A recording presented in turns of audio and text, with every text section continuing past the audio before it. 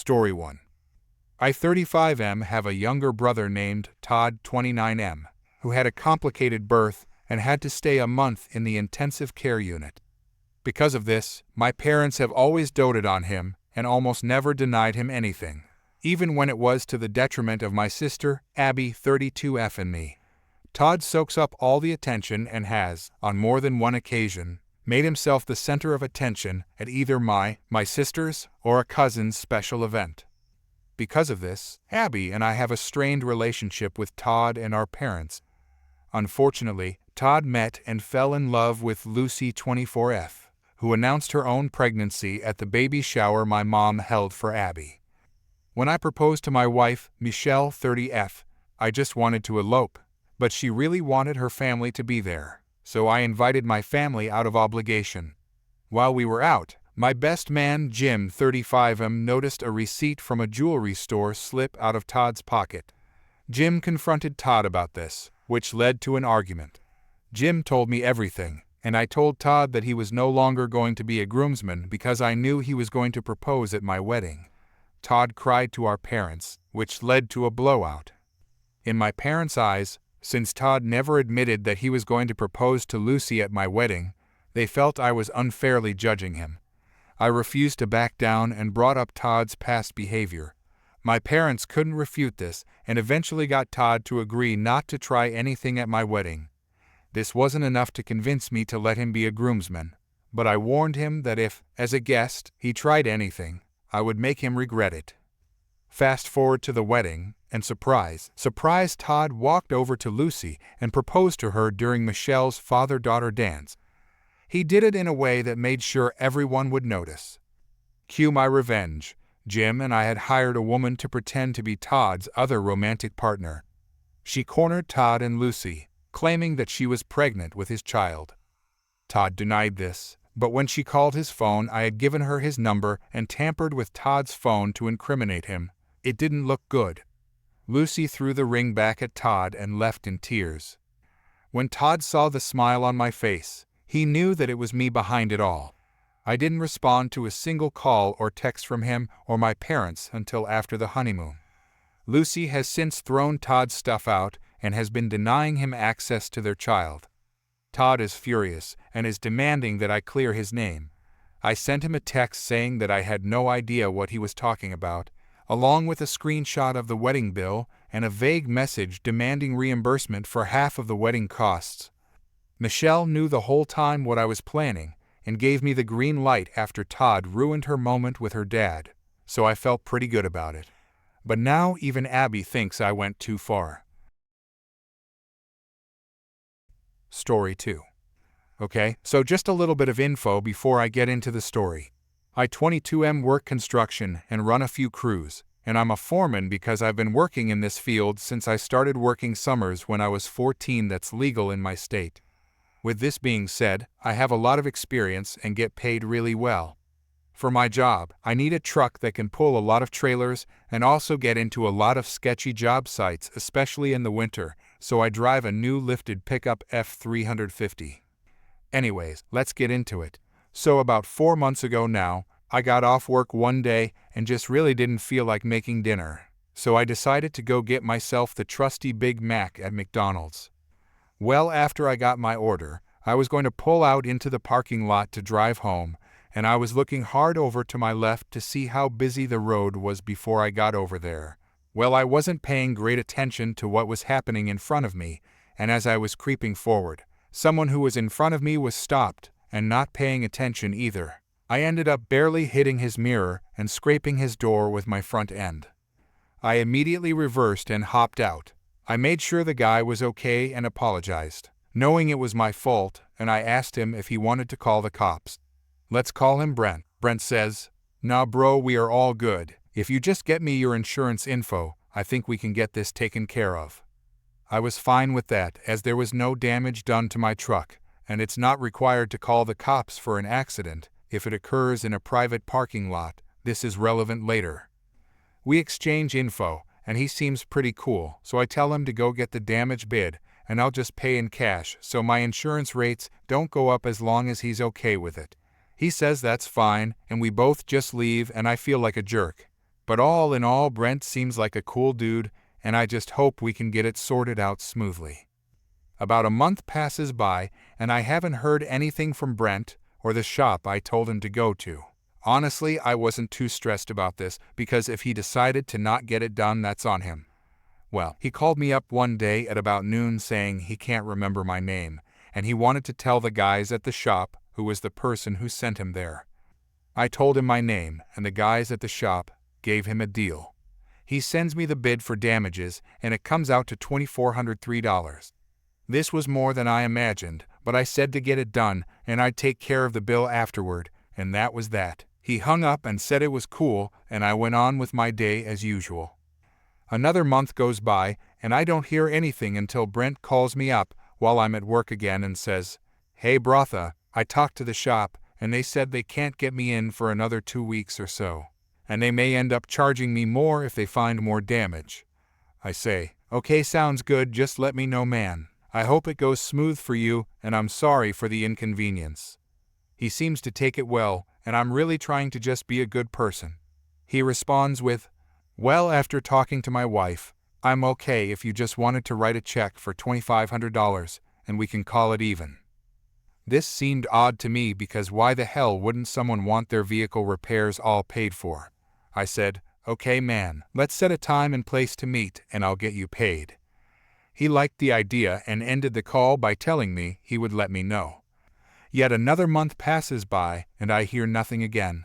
At this point, I'm getting fed up and just want this situation to stop being over my head. He hits me up at 11 p.m. one night and asks if we can meet in town.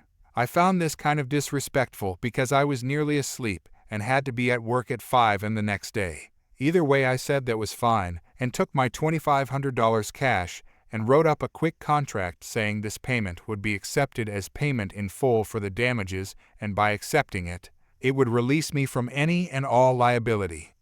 This was a pretty fair contract, I believe, as it was the deal we had already made over the phone, just in writing. I get to the place we suggested as a meet-up spot. I give him the cash, and he signs the contract without hardly even reading it, and he didn't want the copy. This was a red flag to me, but I just assumed he really didn't care about it all that much. So I just sent him the photo of the contract and went back home for some beauty sleep. As you can guess by now, another month goes by with me just living life carefree and not worrying about this car accident anymore. Well, I go to check my mail, and I have a notice from this guy's lawyer that he is suing me for not paying after wrecking his car. This got me so mad, but I also knew I had plenty of text messages and a contract on my side. I immediately call Brent, and he blocks my number. Luckily enough, my girlfriend works for a lawyer, so I get him updated, and he says he'd love to help. He lets me know I saved myself by writing that contract, as any contract worth over $500 is to be held up in any level court in my state. I immediately get to work on my revenge. I remember on the side of this guy's car, he had a business logo, and I took pictures of the damage. So I hop online and get to the BBB to look up who owns this company, thinking that surely he couldn't own the business because he is such an idiot. I was wrong. This guy owns the company, and I can see that he has about 12 one-star reviews, all in dispute because of his shady business practices, telling people it will cost one thing and then charging them 4 times what he said it would. Sounds familiar? Remember when he said the shop may charge more than the original $2,400? That's right, he was suing me for $10,000. 4 times what the shop told him it would cost. Unbelievable. He was trying his same sneaky crap on me.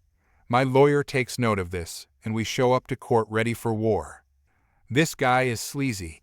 As we get there and all set up, he says, "You ready to give me more of Daddy's money?" with a smirk. I guess it was just because I'm young and drive a nice truck and could afford $2,500. His lawyer gets up and starts trying to say nonsense about me hitting and running, and Brent barely got a picture of my license plate. So I tried bullying him into taking a deal for only $2,500 when the damage was clearly more than that. There were obvious holes in his story, and he really didn't have much to say. Just imagine the smile on my face as my lawyer lays out the printouts of our text messages and the physical copy of the contract, which was signed by Brent. His lawyer was ghostly white and looked sick. After laying out all of the evidence, my lawyer pulled out a little hidden gem: the printouts of all the complaints we found on the BBB and how he was doing the same thing to me. That was the final nail in the coffin, as the judge said he had seen enough. He asked Brent for any final statements, and Brent said, "I don't even have the $2,500 anymore. Can I just get that then, and we will be okay?" Literally admitting to the judge that he had received my money and his story was just a load of nonsense. I thought his lawyer was going to strangle him at this point. It was beautiful.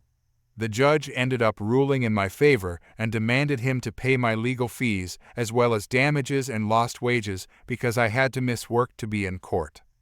The absolute sweetest part was that this particular day my crew was on a very high-wage job, and I was technically the one getting paid before I paid them out as subcontractors. This means I was to be paid $475/hour, and this whole ordeal took about 5 hours. He ended up having to pay me almost $5,000. I don't think I've ever been so happy in my life. Story 3. I'm a 15-year-old girl, and one of my closest friends is a 19-year-old girl named C. Our circle also includes C's boyfriend, Z, and myself. On this particular day, we were joined by Z's friend, E, who is 23 years old. Little did we know that this gathering would lead to a harrowing and unexpected turn of events. Prior to this incident, Z had been upset after being unjustly labeled a pedophile by a 14-year-old girl. While it's important to acknowledge that she had her reasons, Z's anger simmered beneath the surface. Seeking solace, Z and E decided to take a stroll through a nearby forest, hoping to shake off the distressing accusation. Unbeknownst to Z and E, I had developed a fascination with the local flora and had conducted extensive research on the plants in our province. It just so happened that one of the plants they stumbled upon was a spotted water hemlock, renowned as one of the most toxic species in our region. Aware of the plant's danger, I urgently warned Z to steer clear and put it down. To my shock and dismay, he disregarded my advice and, defiantly, took a large bite out of the stem.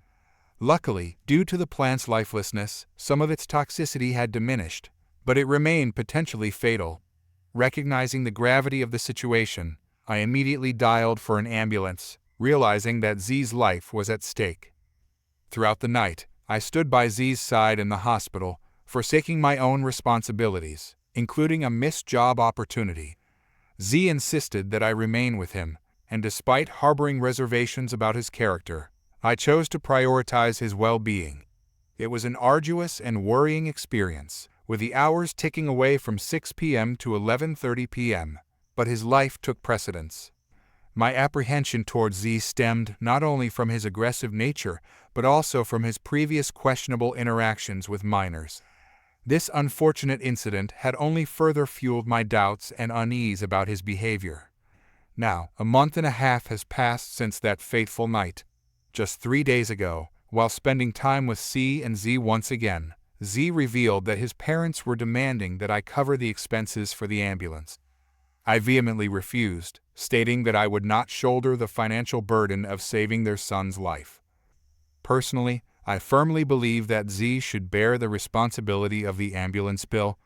He is a 23-year-old adult, while I am a 15-year-old girl who, against my better judgment, stepped in to save him after he deliberately ignored my warnings.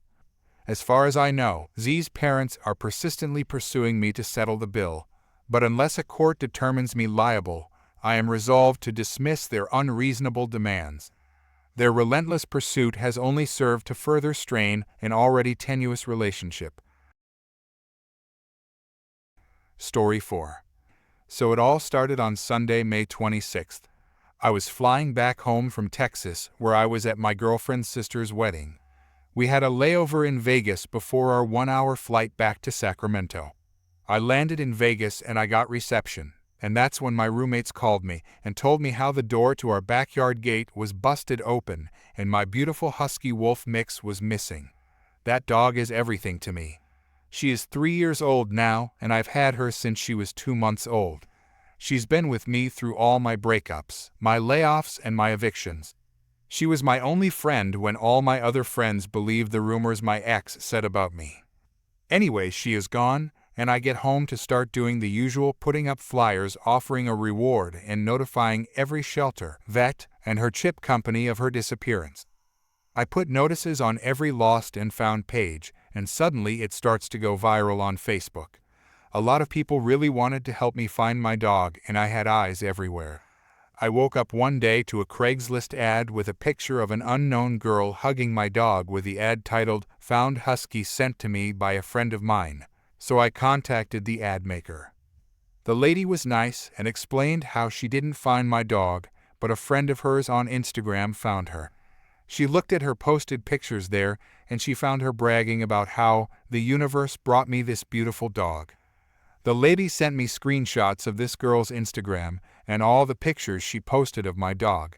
She then tells May don't know her personally, but we know each other through other friends. So she messaged the girl to tell her that she found the owner of the dog, and the girl full deletes all posts about my dog and blocks the ad maker.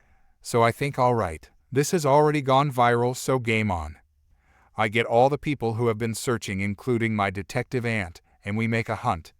I file a police report and they are down to bust the chick, but I have to find where she is and holding my dog for them to do anything, which is pretty useless. I get people to start contacting one another, and we found her legal name, all the addresses she is tied with, including her boyfriend's mom, stepdad, possibly dad, and stepmom's info.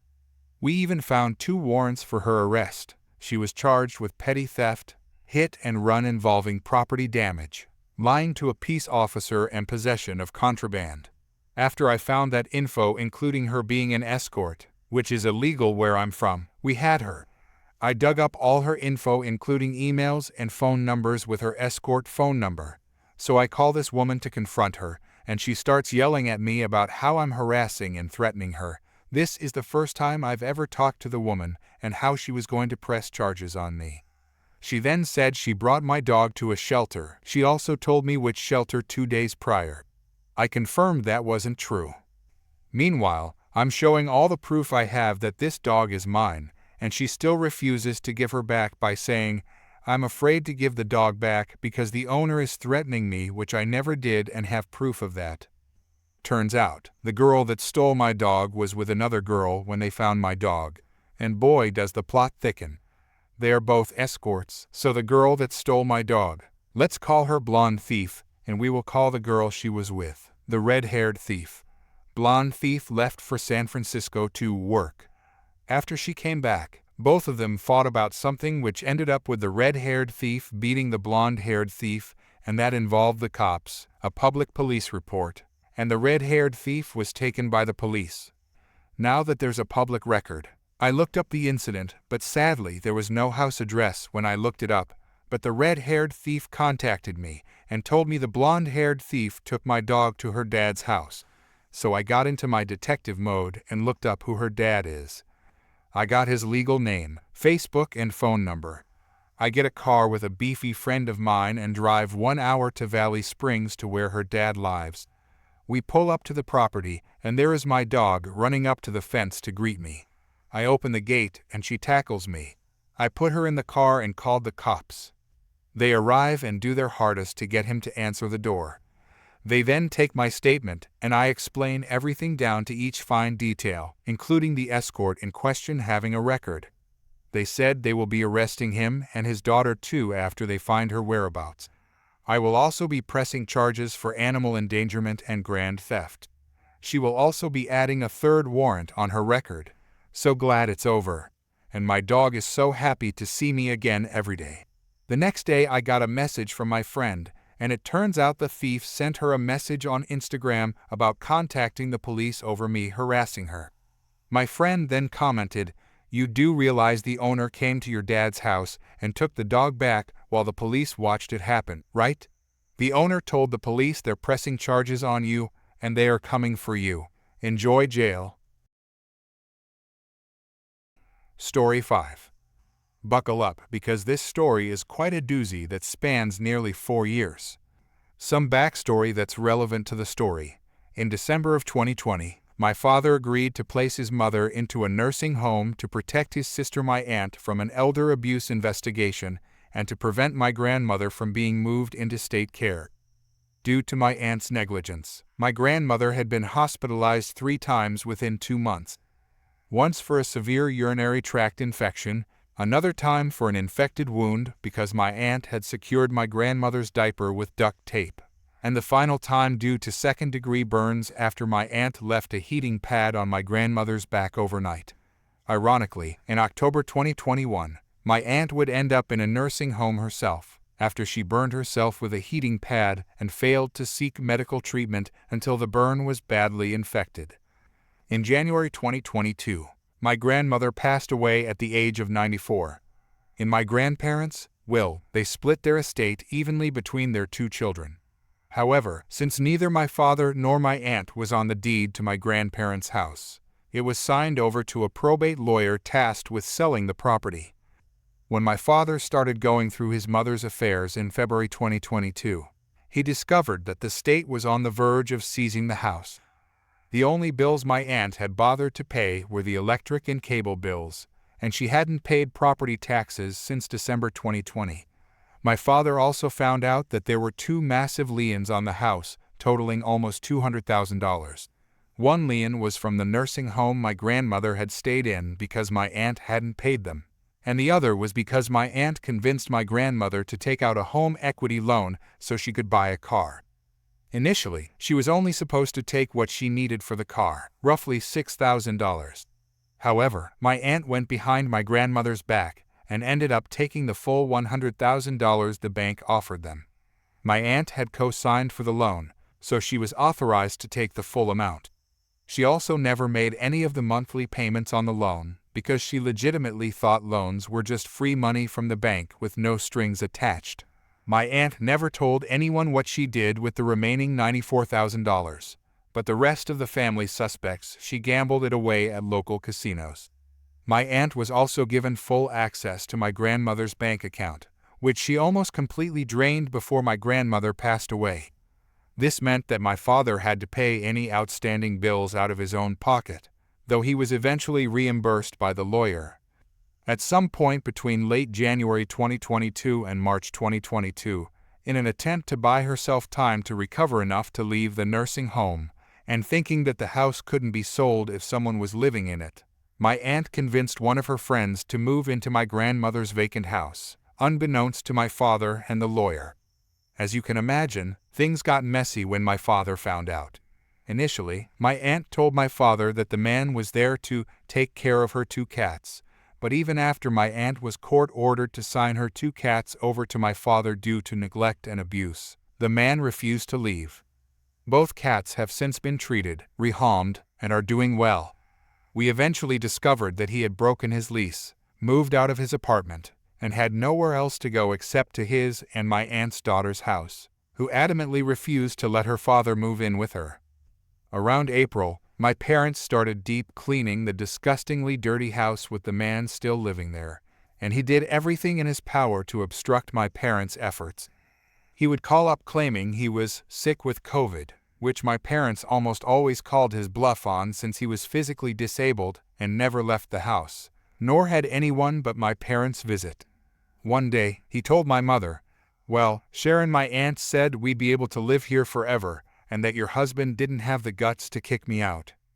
My mother told my father what had been said, and the very next day, my father gave the man an ultimatum. My father told him, "Either you leave on your own by May 1st, or I'll have you evicted." The man chose the eviction route because my aunt told him they can't legally evict a disabled person, and he believed her. He ended up having to move in with his daughter, who is no longer speaking to my aunt because my aunt has ruined that woman's livelihood on multiple occasions, but that's a whole other story.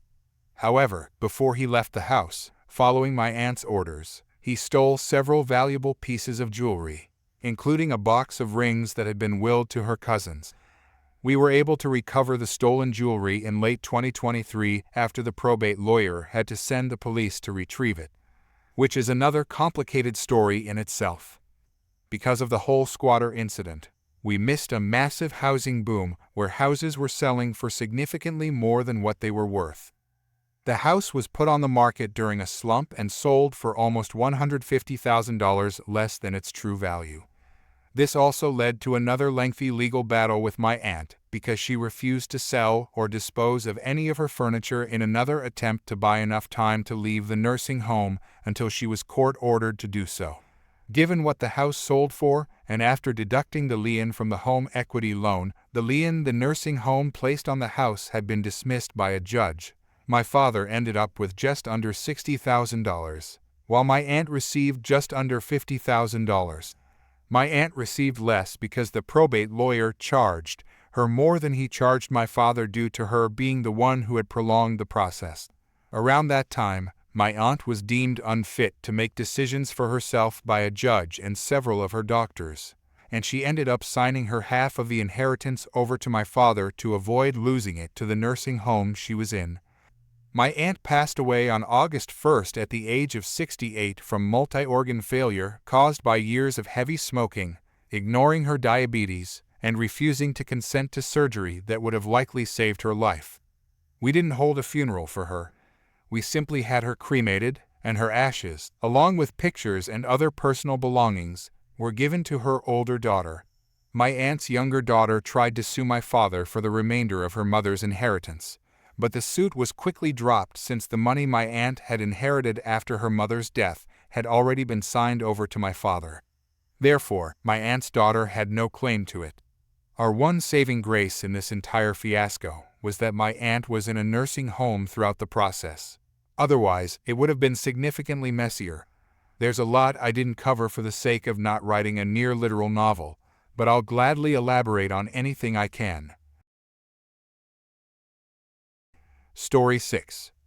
My friend, whom I'll call Sandy, worked at a travel agency in British Columbia, Canada. It was a small, owner-operated business, consisting of the owner and 3 employees, including my friend. The work schedule was consistent, with everyone working Monday to Friday, from 9 a.m. to 5 p.m.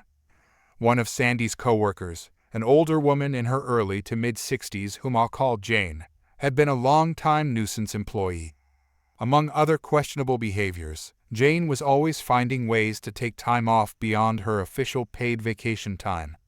To make up for the lost hours, she would claim overtime pay by allegedly going into the office during her off hours to finish up work, even though the owner had not requested her to do so.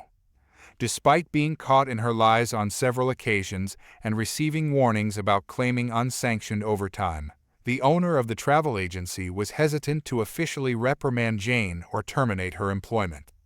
The reason for this reluctance was that the owner had discovered after hiring Jane that she had been fired from her previous job at another local travel agency for similar antics. However, Jane had sued her former employer for unfair dismissal and had won a settlement. After a few years of working at the travel agency, Sandy was offered the opportunity to buy the business when the owner was ready to retire. Sandy accepted the offer and took over the business, retaining both Jane and the other employee. Like the previous owner, Sandy was also hesitant to get rid of Jane due to fear of being sued. Upon taking over the business, Sandy implemented guidelines regarding taking time off and established an official no overtime policy. Jane continued her antics, but was less successful in getting what she wanted with Sandy in charge. However, Jane had one trick left up her sleeve for when she wanted to take time off impulsively. Sandy, being a divorced single mom of 2 boys who were heavily involved in youth hockey, would occasionally leave the office an hour or 2 before closing to take her boys to practice or games. Jane would wait for Sandy to be out of the office before booking a day off, avoiding the possibility of being denied in person. Sandy would arrive at work the next morning only to discover that Jane wasn't coming in.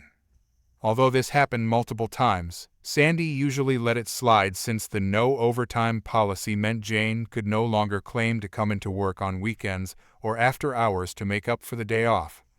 This resulted in Jane either missing out on a day's pay, which saved Sandy money as the owner, or having it deducted from her remaining paid vacation days. Additionally, with 2 people in the office at one time, everything could usually be managed. making Jane's absence a no-loss situation for Sandy. There was one occasion, however, when Sandy was planning to be away for 1 or 2 workdays just before the weekend to take her boys to a hockey tournament. She informed both Jane and the other employee, verbally and in writing, that they could not book time off for those dates, as she needed both of them in the office. A few days after giving this notice, Sandy went into the office on a Saturday to complete some paperwork and review the week's sales. It was then that she discovered Jane had booked a trip for her daughter and son-in-law to Las Vegas, as well as a plane ticket in her own name to Calgary, where her daughter lived. Both the trip to Las Vegas and the flight to Calgary coincided with the dates Sandy would be out of the office. Sandy checked the vacation booking schedule and found that Jane had indeed booked the days off she had been expressly told were unavailable. Without mentioning that she had discovered the travel arrangements, Sandy emailed Jane, informing her that she had to deny the requested days off since she had already been told they were unavailable because Sandy would be away and needed Jane in the office. Through a series of email exchanges, Jane replied with an outright lie, claiming that her daughter was getting long-awaited medical treatment or surgery, and she needed to go to Calgary to help out and look after her granddaughter. Sandy responded by telling Jane that she knew about the trip to Las Vegas for her daughter and son-in-law, that Jane's trip to Calgary was most likely to babysit her granddaughter while her daughter was in Las Vegas, and that she still had to deny the days off since Jane had booked them after being told they were unavailable. In her subsequent reply, Jane did not address the fact that she had been caught in a lie. Instead, she claimed that she had been a dedicated employee of the travel agency for several years and could not understand why she was being treated so unfairly after all she had done for the business. She then stated that, since she was not being treated as a valued employee, she had no choice but to retire and was giving her 2 weeks' notice. Despite Jane's threat, Sandy replied that she still could not grant her the days off and left it at that without mentioning Jane's threat to quit or retire. Sandy then contacted her accountant, who also acted as her de facto business advisor, and explained what had happened with Jane. Being aware of Jane's previous antics, the accountant told Sandy that this was the opportunity she had been looking for to part ways with Jane, and that she had everything in writing. He advised Sandy that Jane had essentially resigned or retired, and all Sandy needed to do was honor Jane's desire to do so. She could let Jane finish out her 2 weeks or pay her 2 weeks' wages in lieu of notice, with no further severance pay legally required since Jane had not been fired. The following Monday, Sandy went into the office early, accompanied by her long-term boyfriend to act as a witness. She packed Jane's belongings from her desk into a box and took the items that belonged to the business. Since Jane was old-fashioned and had resisted inputting client information into the computer database, this included a small box filled with index cards that contained client phone numbers, addresses, credit card information, and other personal details. In the meantime, the other employee arrived for work, and they all waited for Jane to show up. Jane arrived just before 9 o'clock, acting as though nothing had happened, and greeted everyone with a good morning as she walked through the door.